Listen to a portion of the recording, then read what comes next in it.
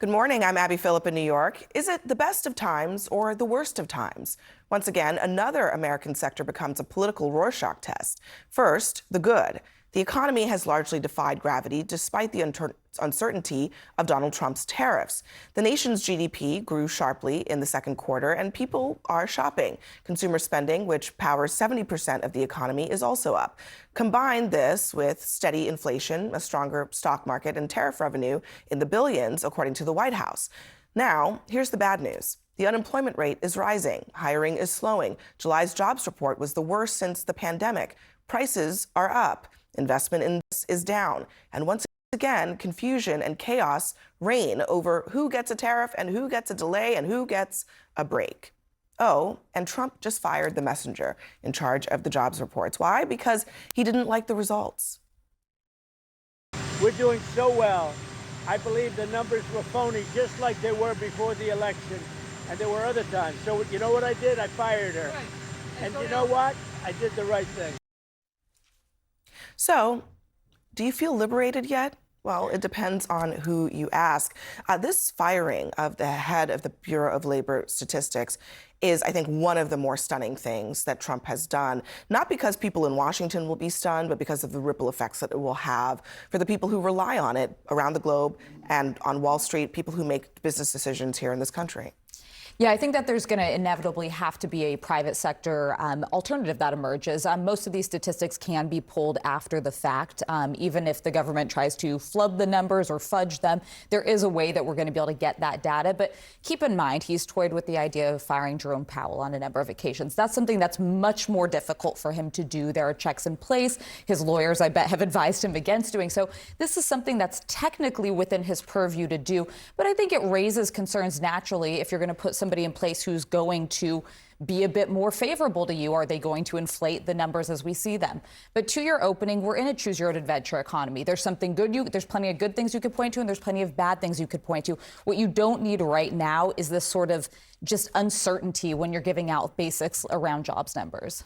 I mean, just 2 days ago, Howard Lutnick was saying, GDP surged to 3%, and the Trump economy has officially arrived.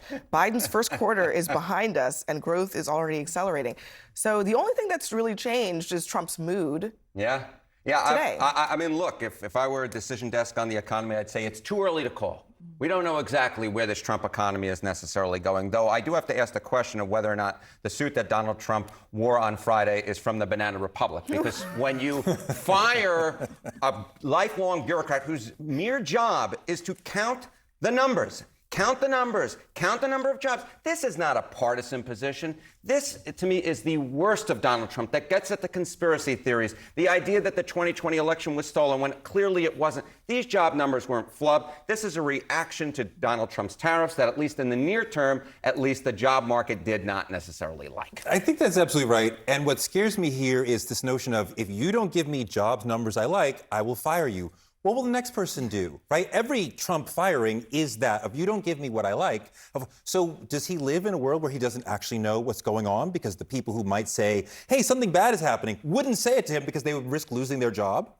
Look, it is well within his purview to make this decision to fire the jobs person. It's well within purview to do it. And look, they had to make adjustments to the jobs numbers for the prior months. There were some adjustments that had to be made about a year ago in August. So when you look at it over time, it's within his purview to do it. If he doesn't have confidence in the person, he has a right to fire them. In other words, in other words, if he doesn't like the results that the person is producing, he can fire remember, them. there was an adjustment in the results. The results weren't right. That doesn't mean that the director was This wrong. also isn't going to give him the solution he wants, because the reality is, and we said this all leading up to the election, you can give people whatever stats you want about the economy. How they feel is going to dictate their feelings. Heading into the midterms, if they people they know are struggling to find jobs, if they've been laid off, if unemployment is up, they're going to know that regardless of what the Bureau of Labor Statistics That's true. says. It also is true that revisions happen. They happen under every president. They happened when he was president the first time. They happened under Biden. So the idea that revisions are inherently a problem is nonsensical. That doesn't. Well, I don't know that it's nonsensical. It's, again, it is. I mean, within the it province is of the president. Elections he's have acting as if consequences. this is If he wants to something change somebody new. out, it's well within He's his acting province as if to do this is so. something new when it's really not. There are revisions. Actually, almost every month. It's just that they're not always all large. And the argument this is going to have some tremendous ripple effect on the economy long term. I mean, going back to your point, that it's really not. And we're not going to be talking about this a week from now. We're not going to be able to trust the government to tell us the truth. That is a very important thing, especially within a global economic context. How do we know that the next person will tell us the truth because his job is on the line or her job is on the line? That is a good question. I mean, how will we know? I mean, look, this person is not a protected job. I know, we have but elections to on consequences. But to answer his question, we can how does change out Trump folks in leadership positions because the president I know, wants but Jim, to answer Toure's question, how does Trump explain to people that they should trust these numbers when he has literally explicitly fired someone because he did not like the numbers that they produced? Or he didn't believe in the numbers, or the numbers had to be adjusted. Going forward, when he puts somebody in that position, the whole world is going to assume, well, that person has that job because that person's going to produce numbers that Donald Trump likes. Look, that's why we have congressional oversight.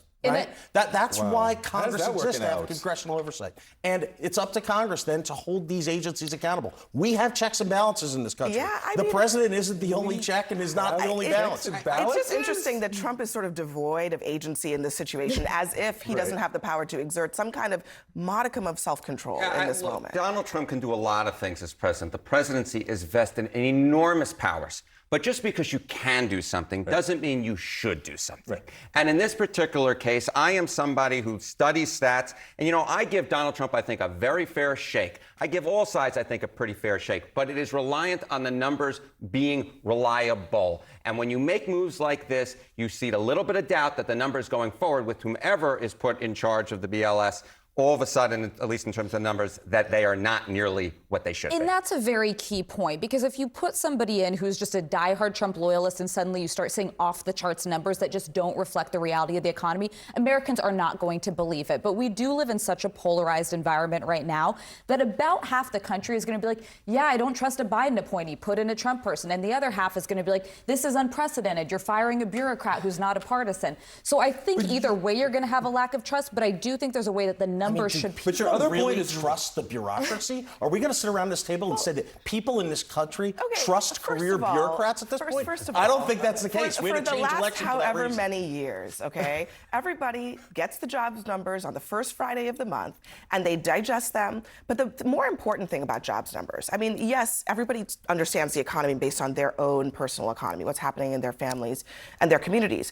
But government entities, businesses make decisions based on these official numbers. They matter because they are tied to something. So when they go away, I mean, we already have private sector numbers. ADP produces numbers, but the reason we have government numbers is because we have government entities that make decisions based on those numbers. When that goes away, what do we have? And are we going to sit around this table and say that government always gets it right? Government the bureaucrats always get it right? That we trust trust everything the bureaucracy. Well, let me go back to what Harry Ensign said. There's no way the American people Let me go believe back to that. what Harry Ensign said at the beginning.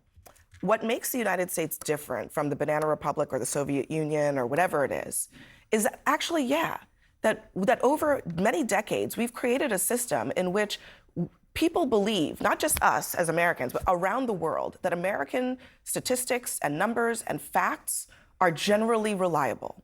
And when that goes away, that's the part that I think that is But you're uncharted presupposing territory. it's going to go away just because we change out the person. I'm just asking. I mean, I'm asking the question. that's what I'm saying. What's the Trump- criteria by which Donald Trump's going to pick that new person in that slot? I think the ongoing attack on truth that we see from Trump will have a global impact of we cannot trust the United States. We don't know what they're saying is true.